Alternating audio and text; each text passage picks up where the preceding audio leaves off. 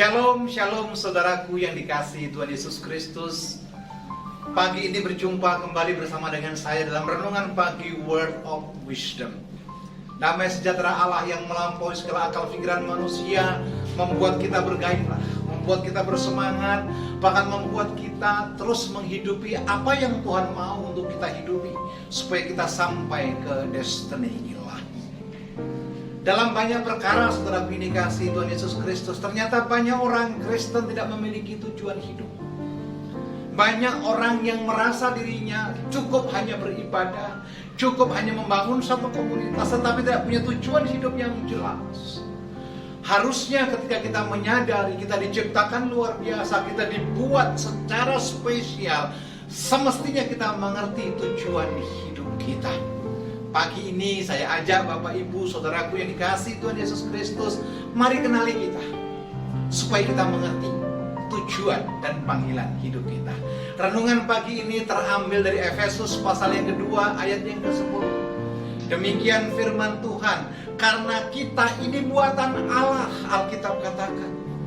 Jadi Anda ada bukan karena orang tua kita yang iseng, kita ada bukan hanya karena kebetulan, tapi kita ada karena buatan Tuhan. Tuhan punya rencana, Tuhan punya planning, punya agenda yang luar biasa atas saudara dan saya.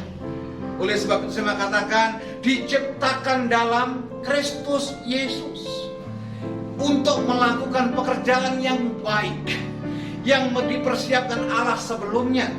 Ia mau supaya kita hidup di dalamnya. Tuhan punya desain supaya kita melakukan hal-hal yang baik. Tuhan punya desain supaya kita dimampukan melakukan, bahkan mengaplikasikan firman yang boleh kita dengar dan kita pelajari.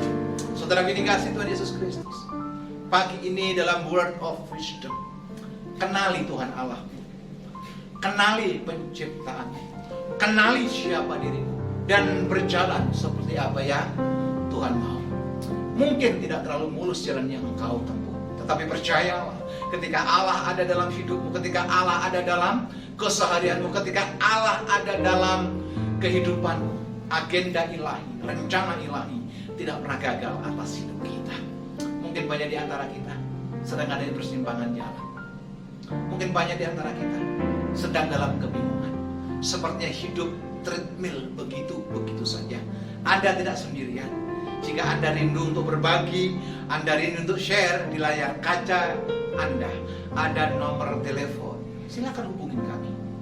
Dengan sukacita kami akan melayani Bapak Ibu Saudara sekalian.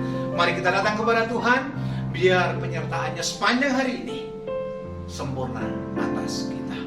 Bapa Allah yang baik, kami mengucap syukur kepadamu. Terima kasih ya Aba ya Bapa. Tuntunanmu jelas, arahanmu jelas. Bahkan kami mengerti akan firman-Mu, bagaimana Engkau merencanakan setiap kami untuk melakukan perbuatan baik, supaya apa yang Engkau agendakan atas kami tergenapi atas hidup kami. Berkati kami semua tanpa terkecuali. Hari ini kami aman di tangan-Mu.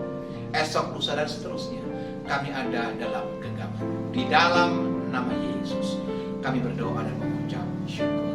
Amin.